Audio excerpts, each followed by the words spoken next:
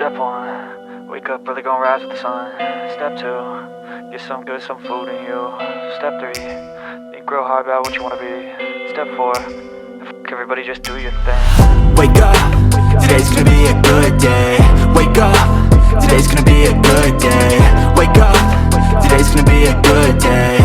Wake up, today's gonna be a good day. Wake up, today's gonna be a good day. Wake up, today's gonna be a good day. Wake up, today's gonna be a good day. Wake up, today's gonna be a good day. Yo, set your affirmations, aspirations. I got shit to do, the aftermath of preparation. Good food, good mood, blood in circulation.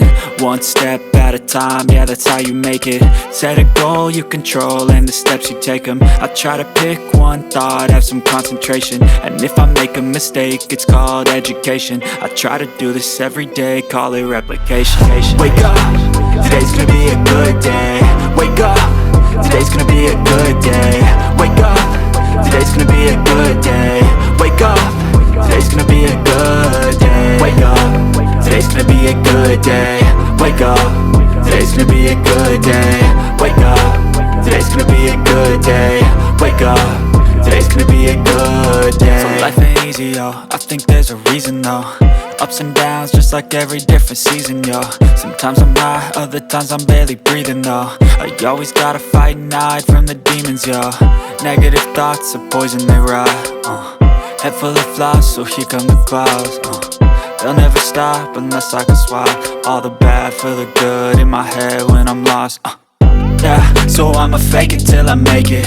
Positive thoughts are overtaken, I got patience. One day at a time is how you operate a cadence. A flow, you grow, you show yourself a foundation. Stay away from all the shit that causes temptation. I know that I like to do it cause it's sensation. I live my life in my head like a narration. Don't expect greatness, do my best, man, I'll take it. Wake up, today's gonna be a good day.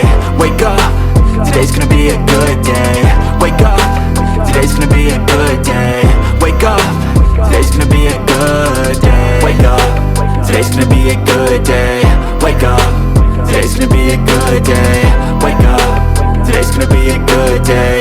Wake up, today's gonna be a good day. Wake up early, gonna rise with the sun. Step two, get some good, some food in you. Step three, think real hard about what you wanna be. Step four, everybody just do your thing.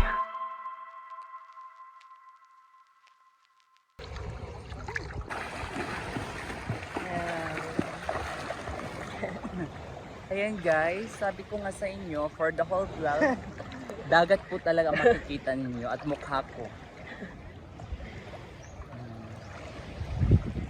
So, anong plano natin bukas? Wala pa rin mag-bohol tour po kami bukas guys. As in, whole day tour.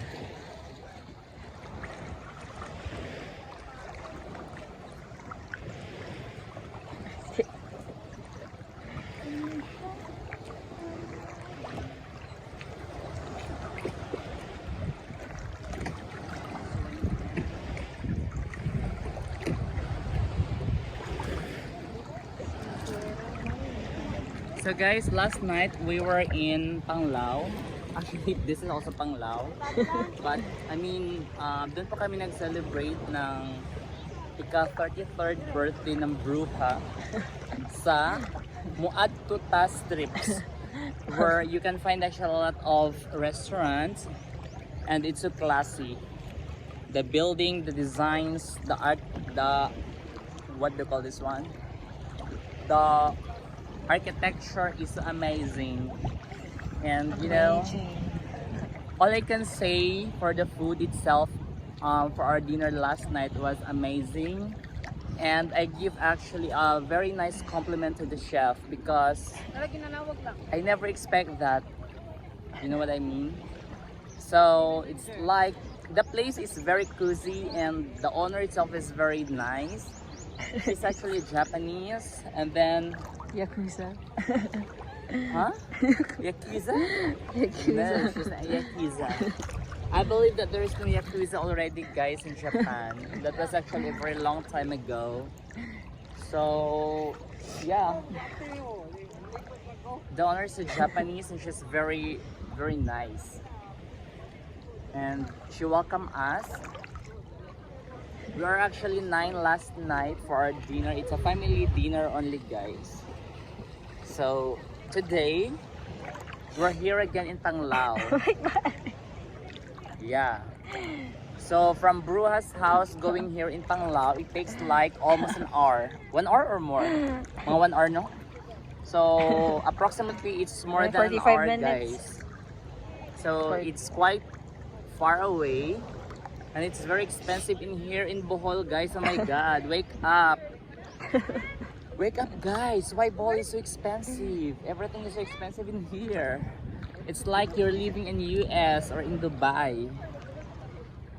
Yeah.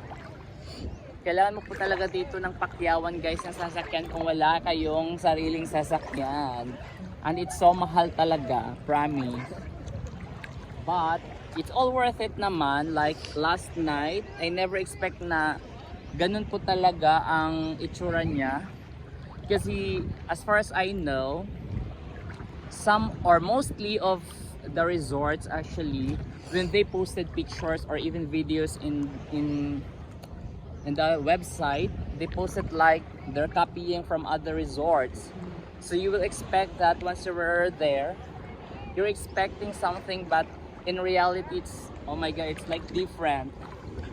But last night I was so amazed because when I was actually, guys, in Bali, Indonesia, I checked also that meron din kasi dun sa Bali na mall siya, pero sa likod po ng mall may dagat po talaga siya na parang siyang resort where you can actually swim there for free.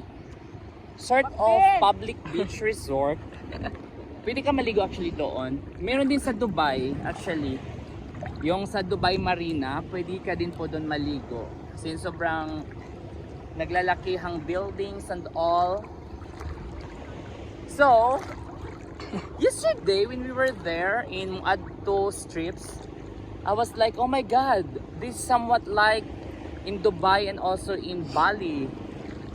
So it's amazing, guys. So you should come and visit Panglao, and most especially to Muadto Strips because it's beautiful. That's all I can say. And it's not actually hard for you to find nice restaurants because a lot of different cuisines there. You can find local restaurants, international restaurants, international cuisine. They have also their Japanese cuisine, so yeah, it's different. So guys, again, see you later. Babush.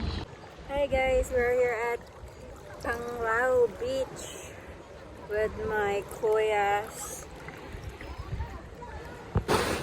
So ito, guys,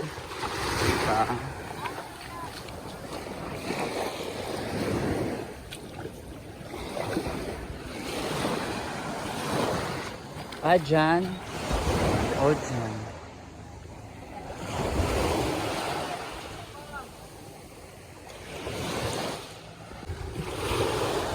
Hi guys! Welcome back to my channel. Guys, sobrang haba talaga ng shoreline dito sa Panglao, as in, free lang po.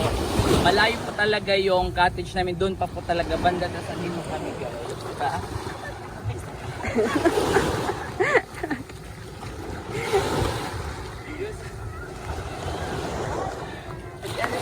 I don't sasabi, ma-promise. I'm so speechless. Ay, pwede na yan. Hello.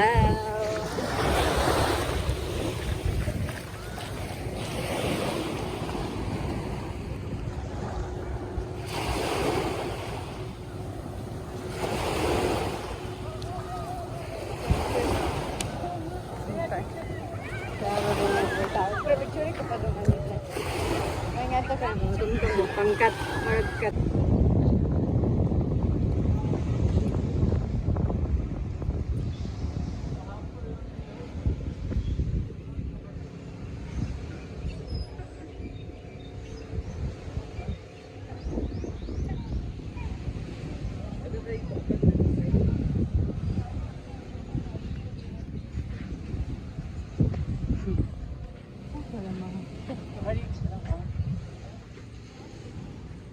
It's high above our heads and beneath our feet. Life is good.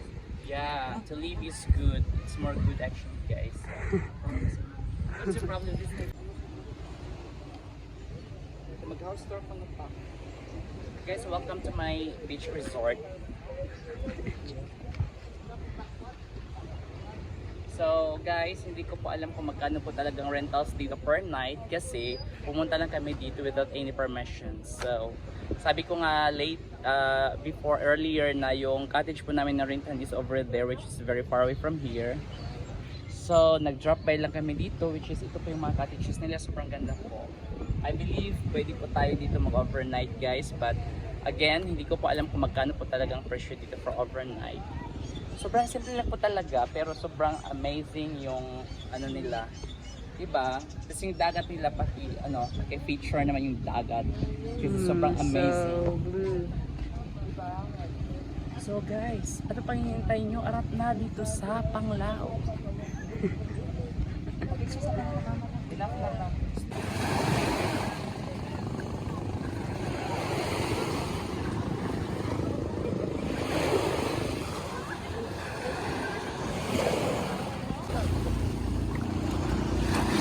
Diba guys, super amazing again.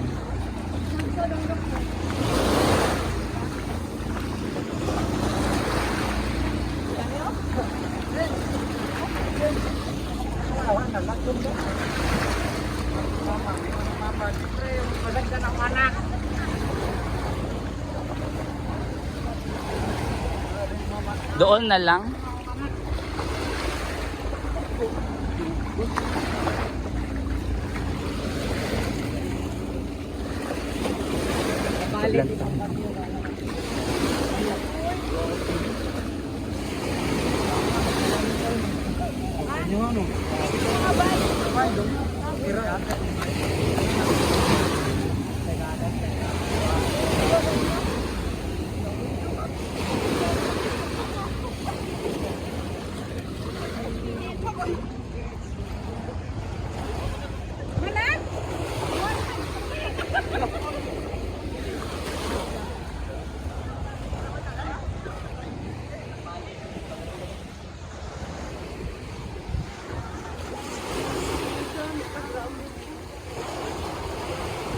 So, walking hopping guys, instead of island hopping, it's a walking hopping. Sakto ba? Anyway, correct me if I'm wrong.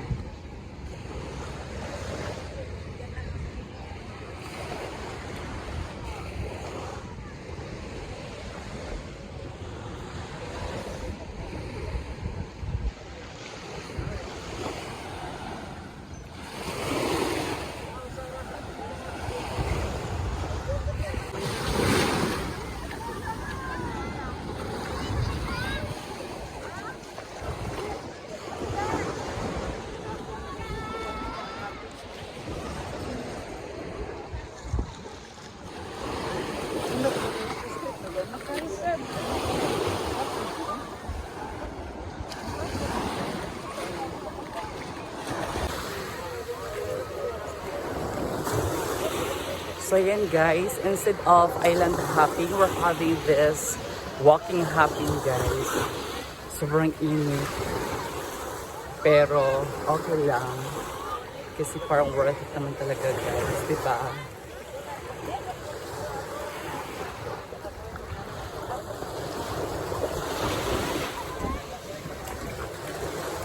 Diba guys, sobrang amazing detail.